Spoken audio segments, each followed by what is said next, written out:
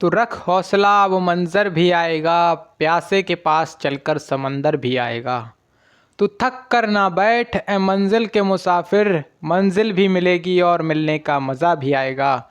मंजिल भी मिलेगी और मिलने का मज़ा भी आएगा। नमस्कार साथियों, स्वागत है आप सभी का एक नए वीडियो में।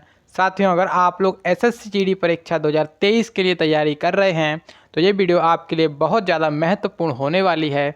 इस वीडियो के माध्यम से हम आपको बताने वाले हैं, इस वीडियो में हम आपको एसएससी जीडी के 2021 के सभी क्वेश्चंस कराने वाले हैं, जिसमें हम हिंदी को विषय को लेकर के चल रहे हैं।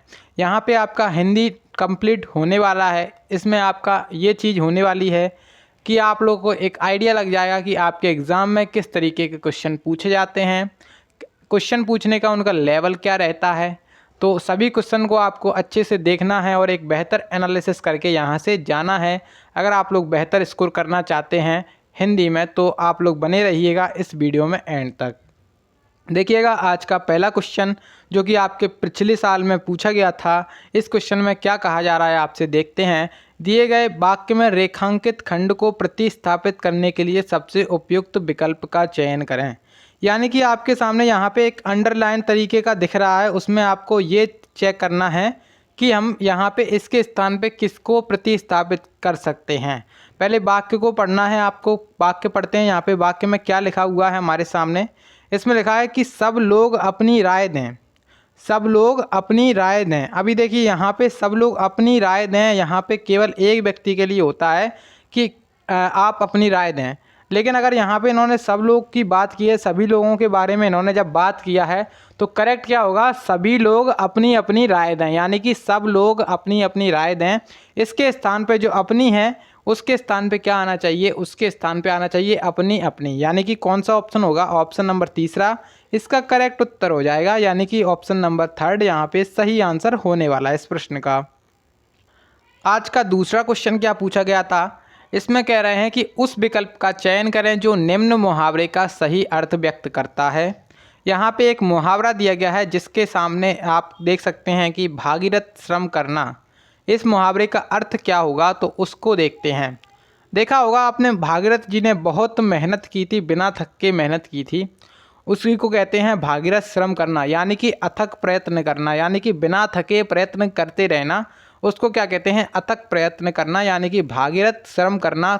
तो ऑप्शन जो फर्स्ट वाला है इसका सही उत्तर होने वाला है। तो आप लोग इसको नोट कर सकते हैं, आपके एग्ज़ाम में क्वेश्चन रिपीट हो सकता है, तो इसको आप लोग ज़रूर नोट कर लीजिएगा अपनी नोटबुक में। तो देखिए, उसी शिफ्ट में आपसे तीसरा क्वेश्चन भी कुछ इसी तरीके से पूछा गया था। इसमें आपसे कहा गया था कि दिए गए वाक्य में रेखांकित खंड को प्रतिस्थापित करने के लिए सबसे उपयुक्त विकल्प का चयन करें। यदि इसे प्रतिस्थापित करने की आवश्यकता नहीं है तो विकल्प किसी बदलाव की आवश्यकता नहीं है का चयन करें। अब देखिए, वाक्य पढ़िए पहले। तो सबसे यहाँ पे लिखा है कि हम भोजन खाते हैं। हम भोजन खाते हैं, यहाँ पे जो है ना खाते हैं, इसके स्थान पे क्या आना चाहिए था, हम भोजन करते हैं। क्या आना चाहिए था, यहाँ पे करते हैं। तो ऑप्शन जो अपना फर्स्ट वाला है वो इसका करेक्ट आंसर हो जाएगा। यानी कि जो फर्स्ट ऑप्शन है यहाँ पे जो खाते हैं उसके स्थान पे क्या आना चाहिए, करते हैं। तो ऑप्शन नंबर फर्स्ट इसका करेक्ट आंसर है। क्योंकि अगर ऑप्शन अगर देखते हैं आप लोग, जब मान के चलो कि आप लोग को ऐसे समझ में नहीं आ रहा है कि हमारा कौन सा है, लेकिन जब आप लोग ऑप्शन देखेंगे यहाँ पे कि हम भोजन खाते हैं के स्थान पे अगर आपने ये रखा कि पाते हैं, तो ये चीज़ आपको थोड़ी सी अटपटी सी लगेगी, तो ये चीज़ हो नहीं सकती है। उसके बाद देखिए, हम भोजन लेते हैं, तो ये भी चीज़ गलत है। लेकिन अगर हम बेस्ट मतलब जो बेस्ट आपको रिजल्ट देगा वो क्या देगा, हम भोजन करते हैं, तो ये चीज़ बिल्कुल सही आपको दिख रही है। तो वही आपका जो है ना सही उत्तर होने वाला है इस प्रश्न का। अब देखिए, क्वेश्चन नंबर 4 आ चुका है आपके सामने, इस पर ध्यान दीजिए। इसमें कह रहा है कि रास्ता देखना मुहावरे का सही अर्थ है। तो आपके एग्ज़ाम में पहले 25 क्वेश्चंस आते थे। आपने अगर पिछले साल पेपर दिया होगा या फिर पिछली ईयर्स में पेपर दिया होगा तो आपके एग्ज़ाम में कितने क्वेश्चन आते थे, 25 क्वेश्चन आते थे। लेकिन इस बार इन्होंने चेंजेस किए हैं, 25 क्वेश्चन से लेकर अब इन्होंने क्या कर दिया है, 20 क्वेश्चन कर दिए हैं। और एक क्वेश्चन आपका 2 नंबर का रहने वाला है इस बार। तो आपके जो 25 क्वेश्चन थे उनसे क्या हो गए हैं, 20 क्वेश्चंस हो गए हैं। अब 20 क्वेश्चंस में से आपके 5 क्वेश्चन किससे आने वाले हैं, गद्यांश से। आप के 5 क्वेश्चन आने वाले हैं, क्योंकि जो पिछली ईयर में 25 क्वेश्चन थे उनमें से 5 क्वेश्चन आपके गद्यांश से आते थे और 20 क्वेश्चन कहाँ से आते थे, आपके ग्रामर से आते थे। अब आप लोग इसमें जो 20 क्वेश्चन आएंगे, अब इस बार में 20 क्वेश्चन आने वाले हैं, तो इसमें क्या होगा, 5 क्वेश्चन ये गद्यांश से दे सकते हैं और उसके बाद जो 15 क्वेश्चन इनके बचते हैं वो कहाँ से देंगे, अपने ग्रामर वगैरह से दे देंगे। जैसे आपका वाक्य शुद्धि हो गया और वाक्य में त्रुटि करना उस तरीके से, और मुहावरे, विलोम शब्द, समानार्थी शब्द, पर्यायवाची शब्द, इस तरीके से यहाँ पे दे सकते हैं ये आपसे। देखिए अब क्वेश्चन को पढ़ते हैं पहले। इसमें कह रहा है कि रास्ता देखना मुहावरे का सही अर्थ क्या है। तो जो रास्ता देखना मुहावरे का सही अर्थ है वो क्या होता है, प्रतीक्षा करना। ऑप्शन नंबर जो 4 है वो करेक्ट आंसर हो जाएगा इस प्रश्न का। ऑप्शन नंबर 4 यहाँ पे आपका सही उत्तर होने वाला है, यानी कि प्रतीक्षा करना। जैसे आप लोग किसी व्यक्ति की प्रतीक्षा कर रहे हैं, किसी व्यक्ति का क्या कर रहे हैं, इंतजार कर रहे हैं, तो आप जैसे ही आपसे कोई पूछता है कि तुम भाई यहाँ पे क्यों खड़े हो, तो आप क्या कहोगे, मैं किसी का रास्ता देख रहा हूँ। रास्ता देखने से ये मतलब नहीं है कि किसी का मतलब कोई व्यक्ति जा रहा है और उसका रास्ता देखना, या मतलब इस तरीके से कि आप अपनी आंखों से उसका रास्ता देख नहीं रहे हो, ये मतलब नहीं है इसका। रास्ता देखने का मतलब है कि आप लोग उसकी प्रतीक्षा कर रहे हो, यानी कि जो ऑप्शन नंबर 4 है वो इस प्रश्न का सही उत्तर होने वाला है। अभी हमने वाक्य में त्रुटि की बात की थी, तो वही क्वेश्चन आ गया वाक्य में त्रुटि वाला। तो ये क्वेश्चन भी हम आपसे कम से कम 4 क्वेश्चन या 5 क्वेश्चन पूछे जाते हैं आपके एग्जाम में, ठीक है। तो देखिए इसमें क्या कह रहे हैं कि दिए गए वाक्य में वह भाग ज्ञात कीजिए जिसमें कोई त्रुटि है। यदि कोई त्रुटि नहीं है, यदि कोई गलती नहीं है, तो जो अपना ऑप्शन है कि कोई गलती नहीं है वो वाला ऑप्शन चूज करें। अब देखिए वाक्य पहले पढ़िए यहाँ पे कि स्कूल का सभी विद्यार्थी इस मैदान में प्रार्थना करने के लिए आते हैं।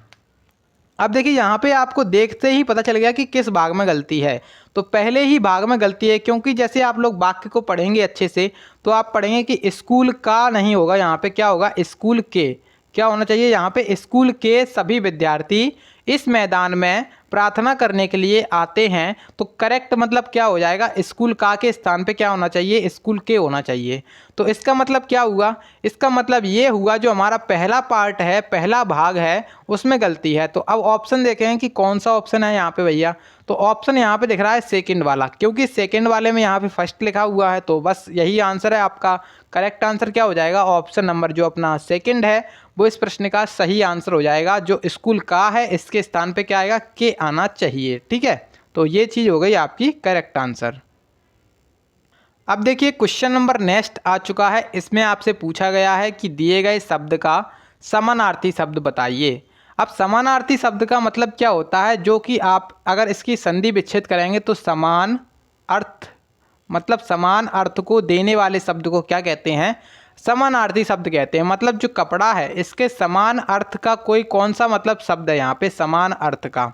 तो कपड़ा का समान अर्थ क्या है यहाँ पे, वसन। जो ऑप्शन नंबर से 3rd वाला है यहाँ पे वसन, आपका करेक्ट आंसर हो जाएगा इस प्रश्न का, ठीक है। तो ऑप्शन नंबर 3rd यहाँ पे करेक्ट आंसर, इसको नोट कर लीजिए आप लोग। समानार्थी शब्द आप लोग एग्जाम में रिपीट भी क्वेश्चन हो सकता है और इससे संबंधित क्वेश्चन भी आपको पता चलते रहेंगे, आप लोग बस वीडियो में बने रहिए।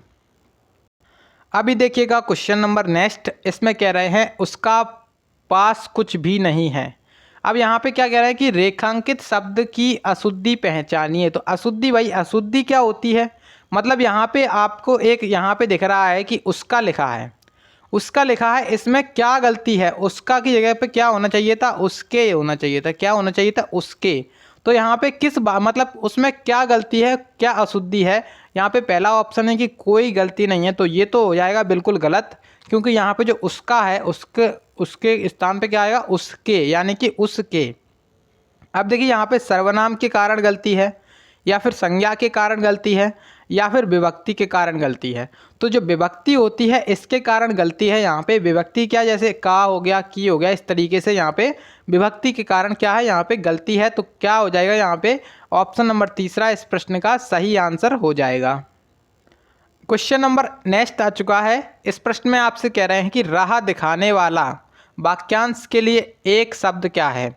तो देखिए अभी मैंने आपको बताया था कि आपके परीक्षा में विलोम शब्द पूछे जाते हैं, उसके बाद आपके परीक्षा में समानार्थी शब्द पूछे जाते हैं, और उसके बाद आपकी परीक्षा में एक शब्द है पर्यायवाची शब्द, वो भी आपसे पूछ लिए जाते हैं, और एक आपसे हो गए मुहावरे, और वो एक हो गया आपसे एक शब्द। तो ये चीज़ें आपको इस तरीके से याद होनी चाहिए कि आपका क्वेश्चन छूटना नहीं चाहिए, क्योंकि आपका जो नंबर कटता है वो यहीं से कटता है। जैसे आपसे कोई विलोम शब्द पूछा तो आपको जब याद होगा उसके बारे में तभी तो आप बता पाओगे, क्योंकि ये आपकी बेसिक नॉलेज पर डिपेंड नहीं करता है। जो विलोम शब्द होता है वो आपकी बेसिक नॉलेज पर डिपेंड नहीं करता है। जैसे आप लोगों को कोई वाक्य शुद्धि करने के लिए आ जाए तो वाक्य शुद्धि तो आप लोग देखते ही कर दोगे, क्योंकि आप तो हिंदी क्या है, हिंदी आप लोग बचपन से पढ़ते आ रहे हैं। तो हिंदी में क्या है, वाक्य शुद्धि वगैरह या फिर वाक्य में गलती या फिर त्रुटि वगैरह ये चीज़ें तो आप लोग देखते ही सॉल्व कर देते हैं। दिक्कत किस में आती है, दिक्कत आती है विलोम शब्द में, समानार्थी शब्द में, पर्यायवाची शब्द में और मुहावरे में और एक शब्द में। तो आपको क्या करना है मैं बताता हूँ, इनको याद करते हुए चलिए। डेली का आप लोग टारगेट बना के चलिए कि मुझे आज इतने लेटर याद करने हैं, मतलब इतने वर्ड याद करने हैं। विलोम शब्द के हो गए और समानार्थी शब्द के हो गए, पर्यायवाची शब्द के हो गए। तो मतलब एक आइडिया लग जाएगा आपको कि आपके एग्ज़ाम में क्या आना है। मैंने बता दिया आपको, ये चीज़ें तो आपसे पूछी ही जानी है आपके 100%, ठीक है। तो बस आपके ऊपर डिपेंड करता है आप एग्ज़ाम में कितना स्कोर करना चाहते हैं, ठीक है। तो देखिए अब इस क्वेश्चन को देखते हैं। इसमें कह रहे हैं कि राह दिखाने वाले वाक्यांश का एक शब्द बताइए। यहाँ पे जो राह दिखाने वाला होता है उसको क्या कहा जाता है, पथदर्शक। पथदर्शक कहा जाता है। ऑप्शन नंबर तीसरा इस प्रश्न का सही आंसर हो जाएगा, ठीक है। ऑप्शन नंबर तीसरा इस प्रश्न का सही आंसर हो जाएगा। अभी देखिएगा question number next, question number 9 आ चुका है। इसमें क्या कह रहे हैं कि सही वर्तनी वाले शब्द का चयन कीजिए।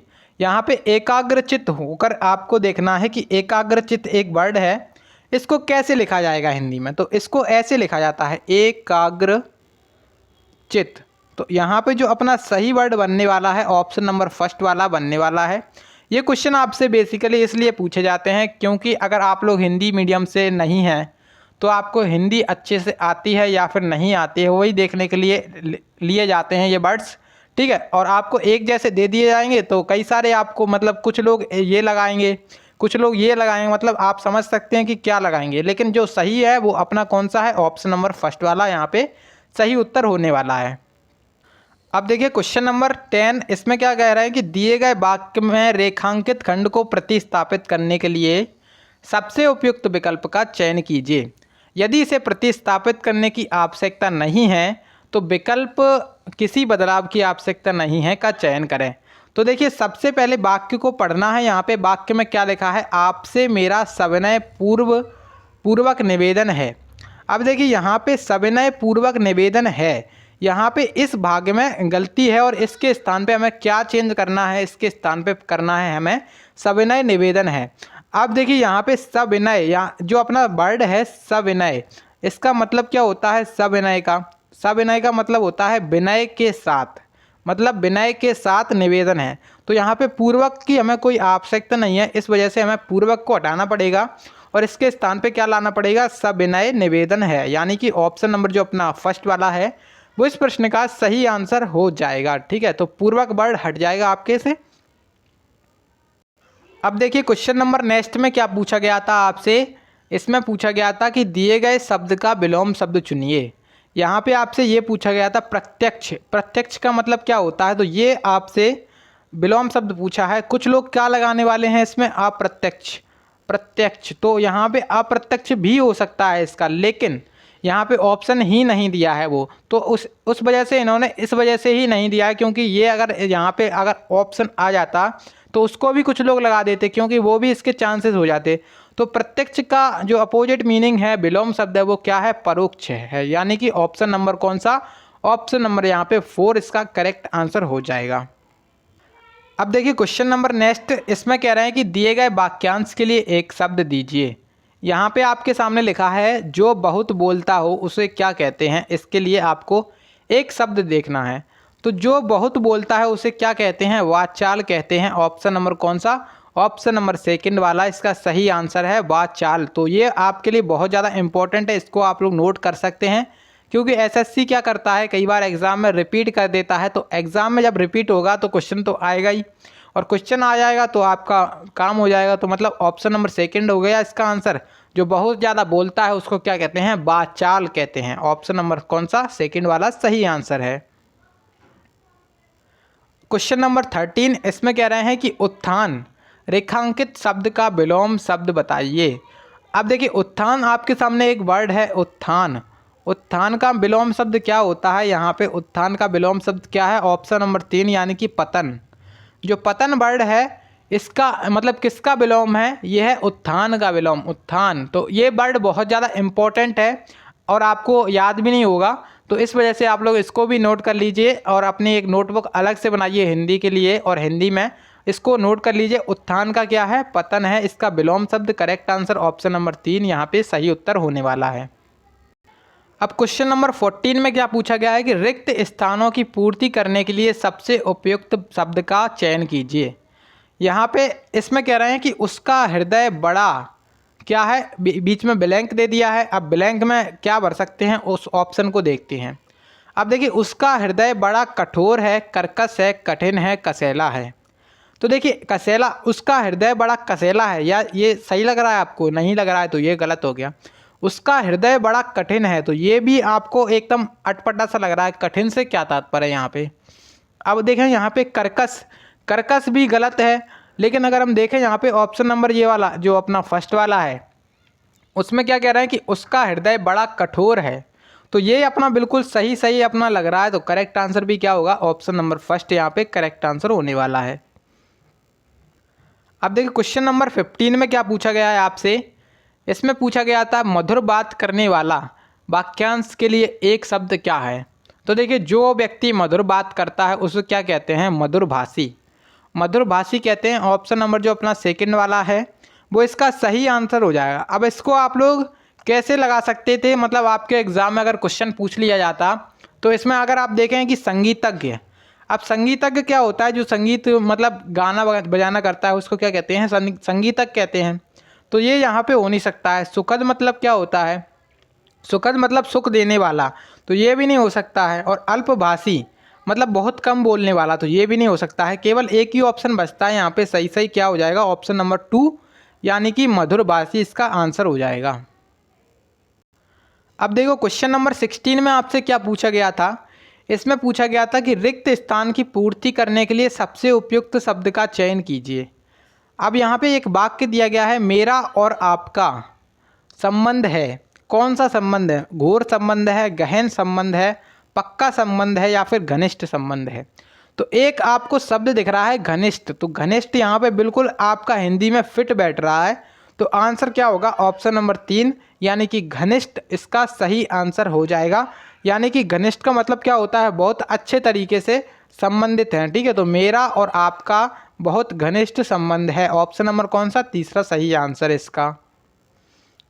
अब देखिए क्वेश्चन नंबर 17 में आपसे पूछा गया था दिए गए वाक्य के लिए किस भाग में त्रुटि है। अब यहाँ पे एक वाक्य दिया गया है, इसमें हमें ये बताना है कि किस भाग में त्रुटि है। अब देखिए यहाँ पे ये कह रहा है कि मैं उसकी बुद्धिमानता से बहुत प्रभावित हूँ। अब इसमें गलती क्या है? सीधे सीधे आपको दिख गया होगा कि बुद्धिमानता से बहुत प्रभावित हूँ, यानी कि बुद्धिमानता, ये चीज़ यहाँ पे इन्होंने गलत चीज़ यूज़ की है। तो आंसर क्या हो जाएगा? बुद्धिमानता हो जाएगा। ये चीज़ यहाँ पे इस भाग में क्या है? गलती है। ऑप्शन नंबर 3 यहाँ पे सही आंसर हो जाएगा। अब इसके स्थान पे आना क्या चाहिए था? इसके स्थान पे आना चाहिए था मैं उसकी बुद्धिमानी से, किससे? बुद्धिमानी से बहुत प्रभावित हूँ। तो बुद्धिमानी से बहुत प्रभावित हूँ, यानी कि ऑप्शन नंबर कौन सा? अपना तीसरा वाला इसका आंसर है। बुद्धिमानता यहाँ पे गलत यूज़ किया गया है। अब देखिए सही वर्तनी वाले शब्द का चयन कीजिए। क्वेश्चन नंबर 18 में आपसे पूछा गया था। तो सही वर्तनी वाला यहाँ पे शब्द क्या है? ऑप्शन नंबर आपको एक 4 दिख रहा होगा, इसमें क्या लिखा है? आत्मोत्सर्ग। आत्मोत्सर्ग यहाँ पे जो है ना सही वर्तनी वाला शब्द है, यानी कि ऑप्शन नंबर 4 इसका सही आंसर होने वाला है। क्वेश्चन नंबर 19 आपके सामने है। इसमें कह रहा है जलाशय का पर्यायवाची शब्द बताइए। तो जलाशय का पर्यायवाची शब्द क्या है? अब देखिए यहाँ पे ये चीज़ आपसे बहुत कठिन पूछ ली है। देखिए देख सकते हैं आप लोग जो है ना, जलधर, महीधर और रत्नाकर और पद्माकर, ये चीज़ आपसे बहुत कठिन पूछ ली है। बहुत कम ही लोग जानते होंगे जलाशय का पर्यायवाची क्या है। तो जलाशय का पर्यायवाची क्या है? पद्माकर। ऑप्शन नंबर कौन सा? 4 वाला हो जाएगा। किसी ने सपने में भी नहीं सोचा होगा, अगर जिसको याद नहीं है तो, कि ये भी हो सकता है। क्योंकि मतलब आप लोगों को अगर याद नहीं है तो क्या लगाने वाले थे आप लोग, जलधर। जलधर लगाने वाले थे, क्योंकि इसमें भी जल है और इसमें भी जल है। तो आपने देखा कि जल है इसमें भी जल है, तो आप लोग सीधा यही टोक कर आते हैं अगर जिसको पता नहीं है। लेकिन अगर जिसको पता होगा कि जलाशय इसका पर्यायवाची क्या है, तो इसका पर्यायवाची है ऑप्शन नंबर 4 यानी कि पद्माकर। ऑप्शन नंबर 4 इसका सही आंसर है। आज का लास्ट क्वेश्चन रहने वाला है। इसमें कह रहे हैं रिक्त स्थान की पूर्ति के लिए सबसे उपयुक्त विकल्प का चयन कीजिए। यहाँ पे एक वाक्य दिया गया है, शेखर अज्ञेय के एक उपन्यास का, बीच में आपको खाली स्थान दिया गया है। अब यहाँ पे अभिनेता, नायक, नेता, सूत्रधार, तो 4 ऑप्शंस में से कौन सा अपना सही उत्तर हो जाएगा? तो शेखर अज्ञेय के एक उपन्यास का, तो उपन्यास में क्या होता है? नायक होता है। ऑप्शन नंबर जो है ना, जो अपना सेकंड वाला है यानी कि दूसरा ऑप्शन नायक, तो नायक यहाँ पे होना चाहिए। ऑप्शन नंबर कौन सा? सेकंड वाला करेक्ट आंसर हो जाएगा इस प्रश्न का। ठीक है, तो ये आज के हमने जो क्वेश्चन देखे हैं 20 क्वेश्चंस, आपके एग्ज़ाम में बहुत ज़्यादा मदद करने वाले हैं।